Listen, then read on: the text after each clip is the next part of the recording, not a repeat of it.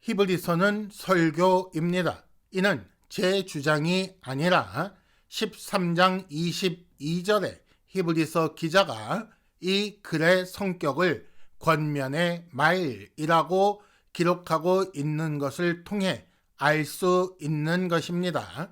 히브리서는 이렇게 설교이기 때문에 두 가지 큰 부분으로 나눈다 했습니다. 먼저 우리의 신앙의 내용을 다루는 부분이 있고, 그 신앙을 가진 자로서 신자가 어떻게 살아야 할 것인지 가르치는 권면하는 부분이 있다라고 말씀을 드렸습니다. 이는 어쩌면 당연한 일입니다. 누구나 자기 믿는 대로 사는 법이고, 그래서 성도에게 있어서 그 삶의 믿음이 나타나는 것이며, 그 믿음을 따라 사는 것을 볼 수가 있기 때문입니다. 그래서 삶의 자세 혹은 삶의 현상들을 교정하기 위해서는 먼저 신앙의 내용을 잘 점검하고 교정하는 것이 반드시 따라 나오게 되어 있는 것입니다. 그래서 히브리서는 먼저 믿음의 내용을 잘 가르쳐 주고, 이런 믿음을 가졌으니 이렇게 살아라 라고 설명하는 그런 방식을 취하고 있는 것입니다. 이 히브리서가 설교이기 때문에 이렇게 큰 두 가지 내용이 나오는데, 물론 중간중간 조금씩 삶에 대하여 권면하는 내용도 나오기는 했습니다만은, 처음부터 지난주 본문까지 1장 1절부터 10장 18절까지 말씀이 주로 신앙의 내용을 잘 설명하는 부분이었다, 이렇게 요약할 수가 있겠습니다. 3장 1절에 나온 표현대로라면 우리가 믿는 도리의 사도이시며 대제사장이신 예수에 대해 설명하는 그런 부분이라고 할 수가 있습니다. 그러므로 막연히 철학적이고 사상적인 어떤 내용들을 설명하면서 이런 믿음을 가져라, 이런 내용들을 신뢰하라고 요구하는 것이 아니라, 역사 가운데 실현된 그런 사건들을 통해 입증된 내용을 설명하고 믿어야 한다고 말씀하고 있는 것입니다. 그리고 이런 믿음을 가진 자들은 어떤 삶을 사는가에 대해 오늘 10장 19절부터 히브리서의 마지막까지 신자의 삶에 대해 권면하는 내용이 이어지는데, 오늘 그 첫 번째 시간이 되는 것입니다. 오늘 말씀 가운데 신자의 삶에 대해 교훈하고 명령하는 내용으로 가면서 히브리서 기자가 먼저 그 명령의 근거, 교훈의 근거를 말하는데, 19절에 보면 성소에 들어갈 담력을 얻었다라는 말씀이 바로 그런 근거를 밝히는 말씀입니다. 옛 성소에는 대제사장 혼자 1년에 한 번 피를 들고 두려움 가운데 들어가야 했지만, 이는 하나님 앞에 나아갈 길이 막혔다는 증거일 뿐이라고 말씀을 드렸었어요. 그래서 백성뿐 아니라 대제사장조차 하나님이 정하신 때가 아니면 성소에 들어가 하나님 앞에 나아갈 엄두조차 내지 못했다는 것을 우리는 기억해야 합니다. 그러나 이제 새 언약 하에서 하나님의 백성들의 상황은 달라졌습니다. 얼마나 달라졌을까요? 언제나 누구나 담대히 하나님 앞에 나아갈 수 있게 되었다라는 말입니다. 어떻게 그런 일이 가능하게 되었습니까? 다시 19절 말씀을 보면 예수의 피를 힘입어 이런 일이 가능하게 되었다라는 말입니다. 이것이 중요한 내용이에요.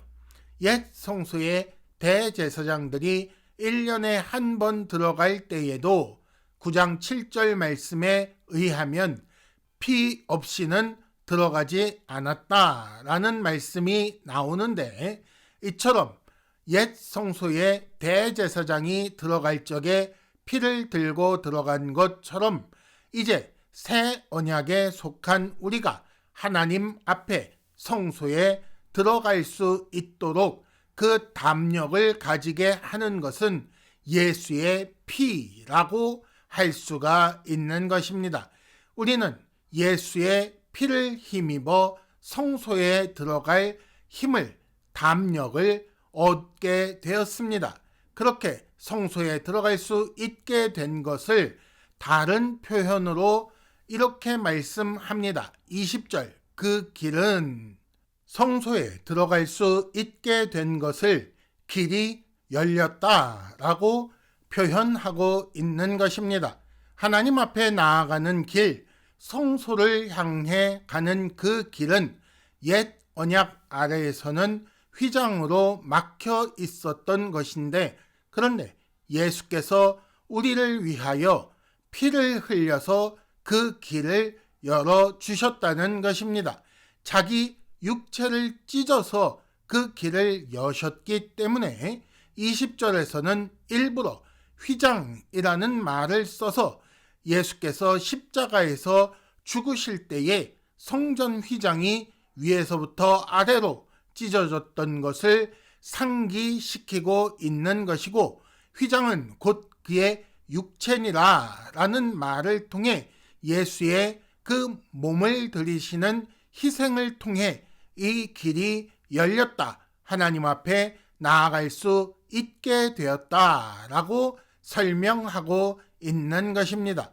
그리고 그 길을 살 길이라고 표현하고 있는데, 이를 통해 이 길을 가면 우리가 생명을 얻을 수 있다는 사실도 우리는 알게 되는 것입니다.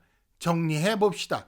지금부터 히브리서 기자는 신자를 향하여 권면할 것인데, 그 권면의 근거 첫 번째로 성소에 들어갈 담력을 얻었다. 이는 예수의 피를 힘입어 우리가 얻게 된 것이다 라고 설명하고 있는 것입니다.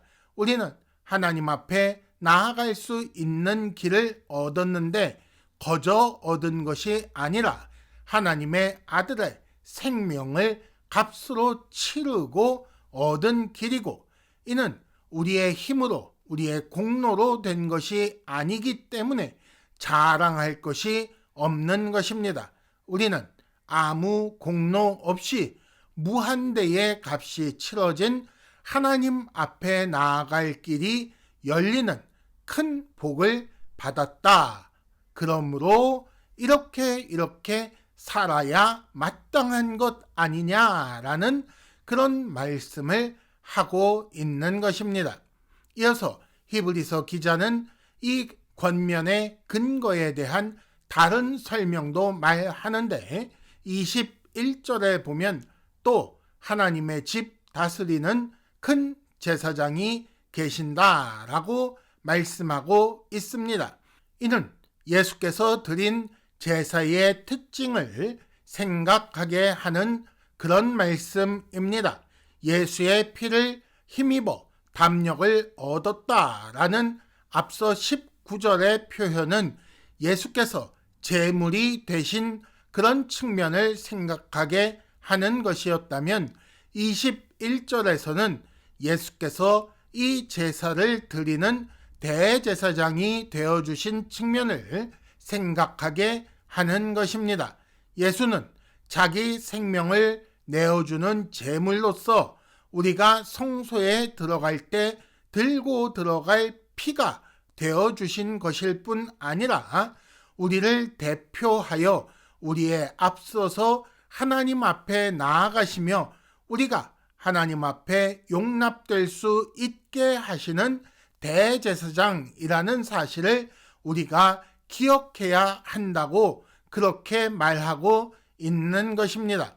그 예수 대제사장께서 우리를 향하여 무슨 일을 해 주셨는가? 22절 상반절에 우리가 마음의 뿌림을 받아 악한 양심으로부터 벗어나고 몸은 맑은 물로 씻음을 받았다라고 기록하고 있는데, 이는 구약의 정결 예식이나 혹은 신약의 세례를 생각나게 하는 말씀입니다. 즉 하나님 앞에 나아갈 자를 예수 대제사장께서 정결하게 해 주셨다라는 그런 설명입니다. 하지만 이것은 단지 눈에 보이는 외적인 예식을 말하는 것이 아니라 실제 우리의 존재 그 자체를 정결하게 하셨다라는 말입니다. 즉 우리가 하나님 앞에 용납되도록 정결하게 하는 그런 대제사장이 계신다. 그러니 우리는 이렇게 살아야 한다라는 그런 말씀을 하려는 것입니다. 히브리서 안에서 이런 모습을 더 잘 볼 수 있게 하는 말씀이 9장 21절 말씀입니다. 피를 장막과 섬기는 일에 쓰는 모든 그릇에 뿌렸다. 그렇게 해서 각종 성서 기물에 더하여 장막까지 하나님 앞에 용납되게 하는 대제사장이 피를 뿌리는 그 일을 생각하게 했던 것처럼 대제사장 예수께서 자기 피를 우리 마음에 뿌리고 몸을 씻어 하나님 앞에 용납되게 하신 것입니다. 즉 이 측면에서 보면 우리는 철저히 수동적이고 마치 성전에 있는 기물들처럼 아무것도 할 수 없는 그런 존재인데, 그럼에도 예수께서 대제사장께서 피로 씻어 하나님 앞에 용납되는 그런 존재가 되게 하셨다라는 사실을 우리가 기억하게 하는 것입니다. 정리해 보겠습니다. 제물 되시는 예수 그리스도의 피를 힘입어 성소에 들어갈 담력을 얻은 우리라는 말은 동시에 대제사장 예수께서 피를 뿌려 씻어주셔서 정결하고 거룩하게 되었고, 그래서 하나님 앞에 용납될 수 있게 되었다라는 그런 말입니다. 즉 예수께서 드리신 단번에 드리신 영원한 제사로 말미암아 우리는 아무 공로 없이 하나님 앞에 나아갈 길이 열렸다는 것입니다. 전에는 엄두도 내지 못할 일이, 그러나 이제는 예수로 인해 새 언약이 맺어졌기 때문에 가능한 일이 된 것입니다. 그러니 어쩌라는 것입니까? 22절 하반절에 보면 참 마음과 온전한 믿음으로 하나님께 나아가자라고 하고 있습니다. 이것이 믿는 자들을 향한 첫 권면인 것입니다. 1장 1절부터 10장 18절까지 길게 설명한 그 모든 신앙의 내용을 믿는 자라면 이렇게 살아야 하지 않겠느냐라고 하는 그런 말인데, 그 신자를 향한 첫 권면, 가장 중요하고 가장 하고 싶은 말이 하나님께 나아가자라는 그런 말이라는 것입니다. 이 큰 구원을 받은 자, 예수의 공로를 누리는 자에게 가장 귀한 일, 가장 급하고 가장 중요한 일은 하나님 앞에 나아가는 것이라고 말씀하는 것입니다. 옛 언약 아래에서는 나아갈 수조차 없었지만, 그러나 이제 예수를 통해 새 언약을 맺었으니 함께 나아가자고 청하는 것입니다.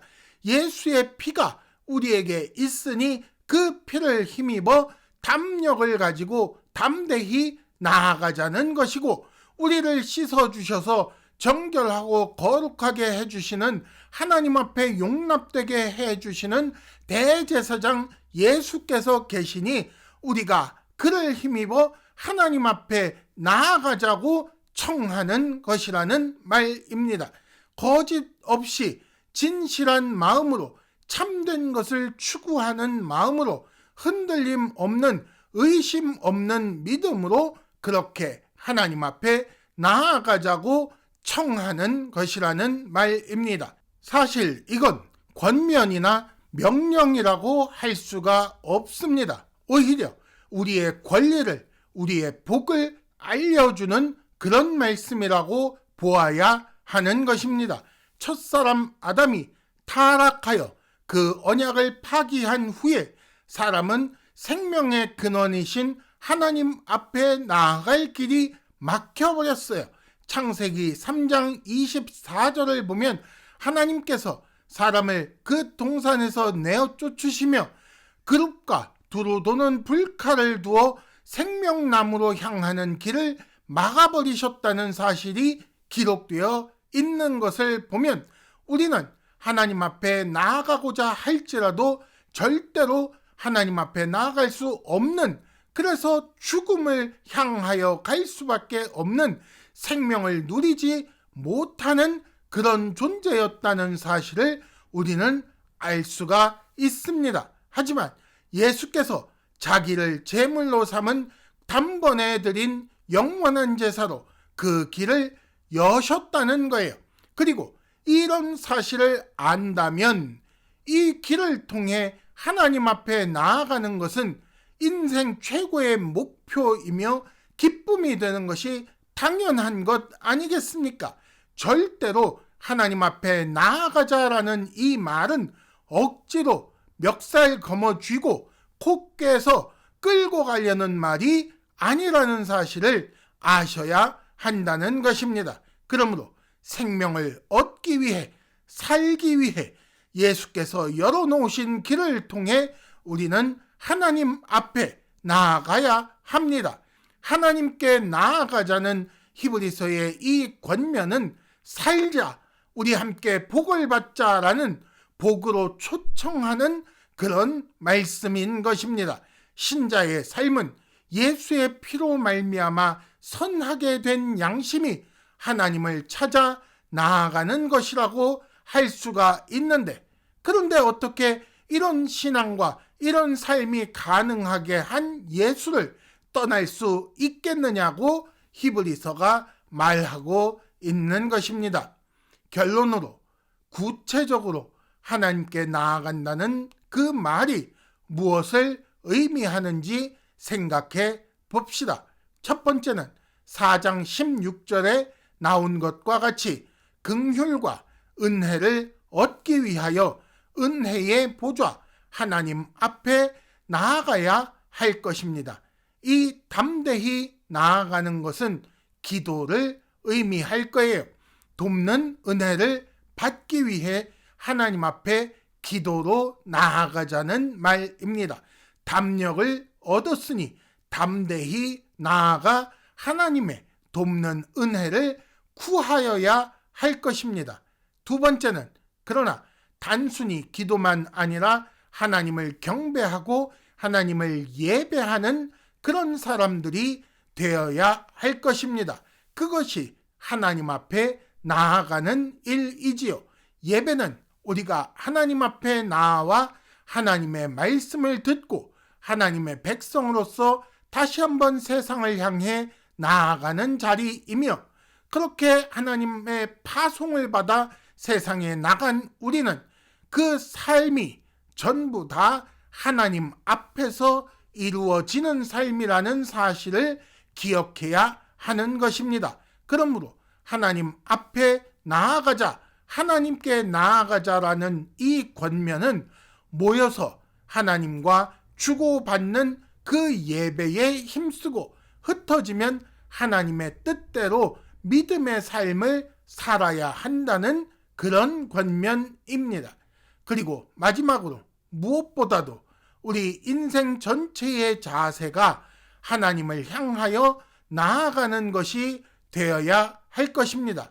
예수께서 이 땅에 오신 이유를 2장 10절에서 우리를 이끌어 하나님의 영광에 들어가게 하는 것이라고 설명했었으니 우리 삶의 방향을, 우리 삶의 목표를 하나님의 영광에 들어가는 것으로, 하나님 앞에 하나님께로 나아가는 것으로 설정하고 하나님께 나아가는 자답게 살아야 한다는 말입니다. 기도로, 예배로, 그리고 삶의 모습으로 참 마음과 온전한 믿음으로 하나님께 나아가는 신자인 것을 나타내는 것이 우리의 의무이며 또한 복이라는 사실을 잊지 말아야 할 것입니다.